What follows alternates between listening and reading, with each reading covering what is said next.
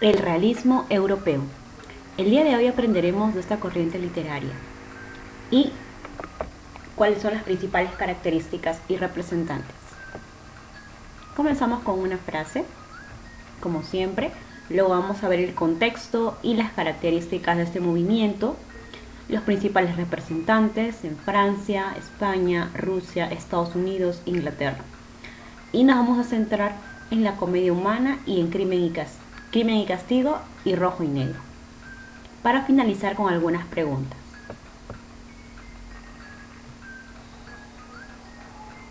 Frase del día de hoy.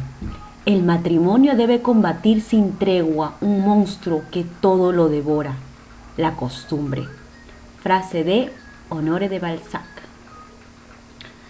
Es cierto, ¿no? Muchas veces el caer en la rutina, en el tedio, la costumbre, es lo que de alguna forma debilita al matrimonio. Una interesante frase para poder nosotros comprender las relaciones humanas y sociales que se establece en las familias. Recordemos que el realismo va a ser una corriente literaria que se va a centrar en el análisis de la realidad y de los individuos que forman parte de esta realidad, sus intereses, sus vicios, sus virtudes. Muy bien, contexto histórico. Un hecho fundamental es la revolución industrial. Vamos a observar cómo, así como en la revolución francesa, el adelanto de las máquinas, las fábricas, la clase obrera, la clase media, y ellos van a ser principalmente los personajes que aparezcan en estas novelas para la burguesía. ¿Qué más? El positivismo, este afán de conocimiento a través de la razón, de analizar, de observar a la sociedad, de captar su esencia, cómo actúa, bajo qué parámetros. Esta idea del experimento o de la obra literaria como una gran lupa para observar la realidad y analizarla. Y el evolucionismo, ¿no? Con Darwin, la teoría de las especies, etc. Los temas son los problemas de la sociedad. Y los elementos de la narrativa, de la estética realista, va a buscar la predominancia de qué, de la verosimilitud. ¿Qué significa verosimilitud? Que un hecho sea creíble y posible dentro del marco en el que nos inscribimos, que sea objetivo y que alude a posibilidades. Las obras del realismo van a realizar descripciones exhaustivas de los lugares. Vamos a encontrar descripciones de las catedrales, descripciones de las personas, de los trajes, del paisaje, etc. Finalmente, su propósito es didáctico. Nos enseña cómo es la realidad, los vicios de la realidad, porque busca que nosotros cambiemos este accionar. Por eso la finalidad didáctica. Recordemos que el realismo se va a oponer al romanticismo. Principales representantes. Dentro de los principales representantes tenemos a una variedad de autores. Representantes del realismo en Francia, Honorato Balzac, conocido por su obra Papá Goriot. Stendhal, famoso por la obra Rojo y Negro. Gustave Flaubert, escritor de Madame Bovary. Esta historia nos va a relatar la vida de una mujer llamada Emma, quien vive con su padre en el campo, se casa con el médico provincial, el señor Bovary, de quien toma su apellido.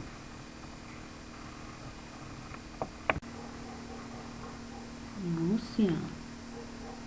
En el caso de Rusia tenemos a Anton Chekhov, conocido por sus cuentos, por ejemplo, Gente sombría, En el crepúsculo, cuentos de Melpomene, Travesura, Relatos y cuentos, etc.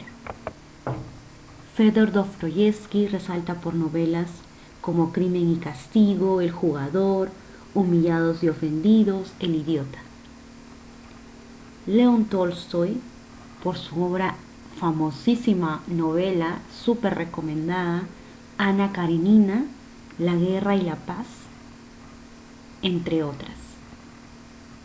Nikolai Gogol, conocido por Las almas muertas, y Taras Bulba.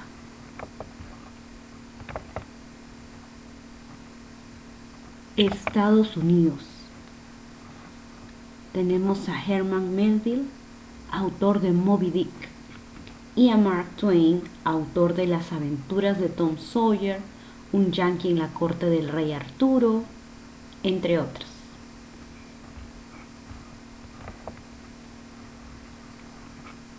Finalmente, en Inglaterra tenemos a Charles Dickens con su obra David Copperfield, Oliver Twist y Cuentos de Navidad.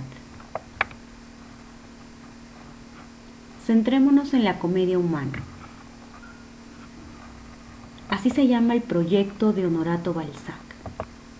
Honorato Balzac era reconocido como el sociólogo de la novela. El sociólogo de la novela. Dentro de las características de su obra, resalta la denuncia social, la abundancia de técnicas y el don de la observación. El proyecto de la comedia humana es el título que él le pone al conjunto de obras que él escribe sobre la sociedad parisina, sobre la clase burguesa en surgimiento. Sin embargo, estaba planeado que sean 137 las novelas que compongan la comedia humana. Sin embargo, Honorato Balzac no va a determinar de escribirlas todas. Se dividen en las novelas del estudio de costumbres. Dentro de ellas tenemos a Papá Goriot, Eugenia Grandet, El Primo Pons, El Diputado de Arcis, Los Chuanes, Los Campesinos. Dentro de los estudios filosóficos tenemos La piel de Zapa, los estudios analíticos, Fisiología del matrimonio. Papá Goriot, quiero centrarme en esta obra, en Papá Goriot. Papá Goriot nos va a relatar la vida de un padre por ver felices a sus dos hijas, a Delfina y Anastasia. Este padre les va a dar toda su fortuna a sus hijas para que ellas consigan un buen marido. En este tiempo, cuando una mujer se casaba, el padre les entregaba una dote, es decir, dinero, al marido por llevarse a su hija. Mientras más cuantiosa era la dote de la mujer, los hombres que se querían casar con ella eran hombres, digamos, de un rango social alto. Y eso es lo que Papá Goriot quería para sus hijas. Papá Goriot trabajaba como fabricante de harinas, de pastas para sopa. Y bueno, todo este dinero que él pudo lograr se lo dio a sus hijas. Quería que ellas vayan a los bailes, que tuvieran la mejor ropa, la mejor educación. Sin embargo, una vez que sus hijas se casan con un conde, una con un conde y otra con un banquero, ellas sienten vergüenza de su padre, de Papá Goriot, por las condiciones en que vive, porque Papá Goriot les dio todo el dinero a sus hijas para su dote y se quedó sin nada. Y él al final vive en un cuartito, solito, olvidado, abandonado. Sus hijas sienten vergüenza, no lo reconocen. Bueno, al final Papá Goriot muere solo y se da cuenta de la ingratitud de sus hijas. Una triste historia que nos relata Honorato Balzac. Una obra muy recomendada. Siguiente. Dostoyevsky. Su famosa obra Crimen y Castigo fue publicada como folletín. ¿Qué quiere decir como folletín? Antes, así como ustedes observan los periódicos El Comercio, La República, bueno, en otro tiempo, los periódicos, al final de los periódicos, habían secciones de novelas. Tú leías la novela en los periódicos, capítulos de la novela, y así la persona el siguiente día compraba otra vez su periódico para poder leer este folletín, y en el folletín podía continuar la lectura de la novela. Pues esta obra, Crimen y Castigo, se publicó así, a manera de folletín, es decir, por entregas. Es considerada como una novela de tipo psicológica y ética. Vamos a encontrar el conflicto ético moral cristiano entre qué hacer, cómo actuar. El principal personaje se siente un superhombre, cree que puede lograr salvar a la humanidad, librar a la humanidad de un ser tan malo como una usurera. Tenemos al estudiante, el personaje principal, que se llama Rodion Romanovich, quien él planea un robo porque quiere con este dinero ayudar a quién, a su madre y a su hermana Dunia. Entonces él se va a dirigir a la casa de la usurera. La usurera es una persona que recibe algún objeto y a cambio de este objeto les da cierta cantidad de dinero a los dueños, ¿no? Muchas veces se aprovecha de la situación de las personas para entregarles poco dinero por el objeto que estas personas traen. Entonces la usurera, Aliona Ivanova, era esta mujer calculadora, era un ser despreciable y por esto Rodion Romanovich trataba de justificar lo que iba a hacer, que es asesinarla, ¿no? La asesinó. ¿Cómo la asesinó? Pues imagínense que con una hacha este personaje la golpea en la cabeza. Y como no había cerrado bien la puerta, se aparece la hermana de la usurera, Isabel, quien no tenía ninguna culpa. Sin embargo, también la mata. Romanovich también mata a Isabel, a la hermana de la usurera, para que no haya testigos. Luego él vuelve a su casa, entierra el dinero. Sin embargo, siente culpa por esto que ha hecho. ¿Qué es lo que él va a hacer a partir de esto? No sabe cómo liberarse de esta carga que tiene. Siente mucha soledad. Sufre los ataques de la conciencia. Entonces él le cuenta su pesar a Sonia. Sonia es una muchacha que desgraciadamente tuvo que prostituirse debido a que su padre era un alcohólico que sumió a su familia en la miseria. Entonces ella ayudaba a su familia de esa forma, ¿no? Mediante ese trabajo. Y bueno, ella le aconseja al protagonista a que se entregue a la policía. La policía lo retiene y lo manda a hacer trabajos forzados en Siberia. Imagínense, trabajos forzados. Y bueno, así es como él paga su crimen. Por eso la obra es muy ilustrativa, ¿no? Crimen y castigo, de Fedor Dostoyevsky. Stendhal, Rojo y Negro. Stendhal va a ser considerado como el iniciador de la novela psicológica. Vamos a encontrar aquí los análisis que hace este personaje. Esta novela se pretende objetiva, pero los personajes que aparecen en él muestran las pasiones por las cuales son llevados. Recordemos que el verdadero nombre de Stendhal es Henry Bailey. Bueno, Henry Bailey desgraciadamente va a quedar huérfano de madre a los 7 años y su padre no lo va a tolerar. Esta obra, Rojo y Negro, nos va a relatar la historia de un joven de 19 años llamado Julián. Julián Sorel quiere ascender, él quiere crecer, avanzar en la escala social.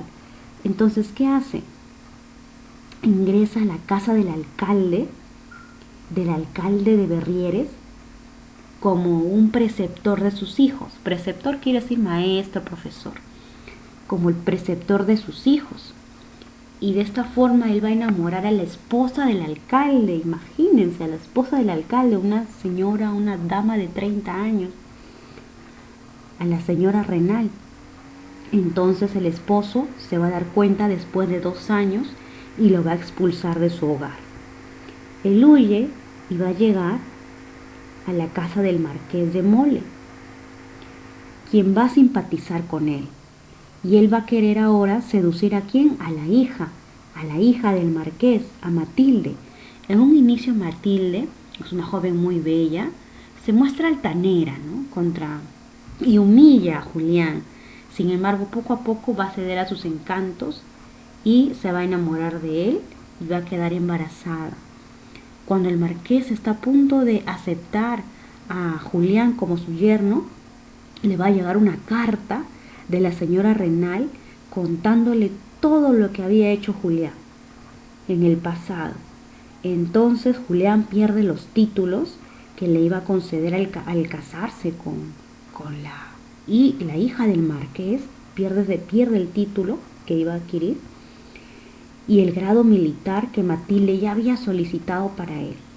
Entonces, al borde de la locura, Julián va a Berrieres y en la iglesia se encuentra la señora Renal y la mata. Entonces, debido a esto, es que lo llevan detenido. Matilde interviene para que no lo asesinen al instante. Sin embargo, desgraciadamente, esto va a llegar a ocurrir debido a lo que hizo y es decapitado. La señora fallece y Matilde entierra su cabeza, pensando en el futuro que no llegó a ser, ¿no? Entonces la novela Rojo y Negro nos relata cómo estos personajes de la burguesía quieren ascender, pero no lo logran debido a su condición y a su ambición demasiado exacerbada. Madame Bovary. Bueno, ya les he contado sobre Madame Bovary, esta mujer que desgraciadamente no tuvo las condiciones para vivir en aquel mundo idílico, el mundo de la literatura, el mundo de la pasión, ese mundo tan idealizado, ¿no? Víctima de sus lecturas. El tema es el adulterio, pues engaña a su esposo 2 veces. La obra está dividida en 3 partes y fue publicada también por entregas. Es una obra que recomiendo que lean. En esta obra el narrador es un narrador que busca desaparecer de la narración. ¿Cómo así desaparecer? Si tú encontrabas, por ejemplo, en las obras de Balzac, al narrador que además de relatarte lo que hacían las hijas de Papá Goriot, él comentaba su accionar y al comentar también daba algunos juicios. En el caso de Madame Bovary, Flaubert va a ser totalmente lo contrario. El narrador no va a comentar nada. Prácticamente son los personajes a través del diálogo cómo se comunican y se expresan. Y el narrador va a tratar de intervenir lo menos posible.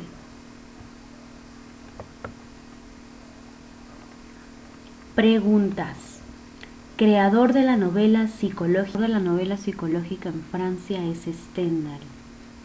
No se confundan con el padre del realismo europeo, que el padre del realismo europeo es Dostoyevsky.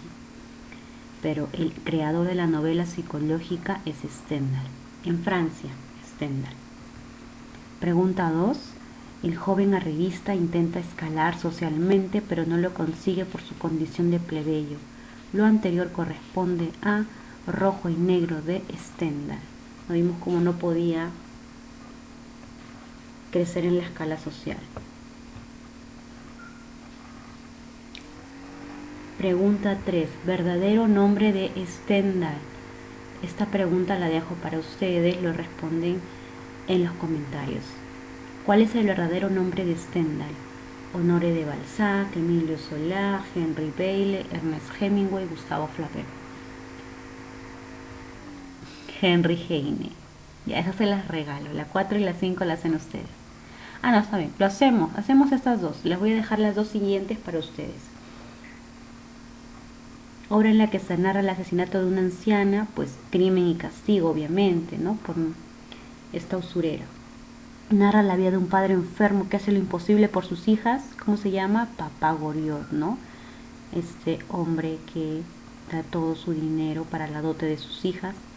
Sin embargo, ellas lo niegan y se avergüenzan de él. Clave correcta sería la clave A. Muy bien. Estas dos preguntas sí las resuelven en los comentarios y explican por qué. El proyecto novelístico de Balzac, ¿cómo se tituló? A. Eugenia Grandet. B. Rojo y Negro. C. Madame Bovary.